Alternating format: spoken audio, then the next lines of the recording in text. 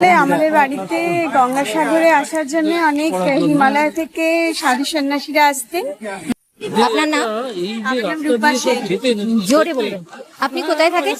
আমি কলকাতায় থাকি। আপনি আপনার মায়ের সাথে তপোবন গেছিলেন? হ্যাঁ, মায়ের সাথে তপোবন গেছিলাম 1985 সালে। আচ্ছা, কি করে হঠাৎ মানে তখনকার সময় মা পাহাড়ে যাচ্ছেন, ব্যাপারটা কি করে ঘটলো?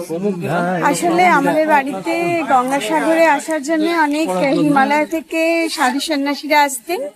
তো তারা আমাদের বলেছিলেন যে তাদের কাছে যেতে। তো আমার এমনিতে হিমালয়ের যাত্রা শুরু হয় আমার 6 বছর বয়সে 1978 সালে। তখন আমি প্রথম গোমুখ যাই। আচ্ছা, হ্যাঁ, তারপর কেদারবদ্রী, গোমুখ সেই সময় যাই। কিন্তু তারপর যখন সিমলা বাবাজি আমাদের বললেন যে একবার তপোবন আসার কথা, তখন 1985 সালে আমি আর আমার মা তপোবনে তপোবন যাই। যান।